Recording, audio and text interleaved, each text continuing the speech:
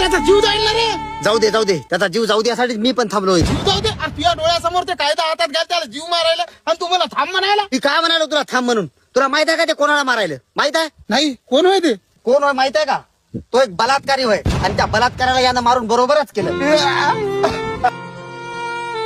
चाल तू त्याच्याकडे.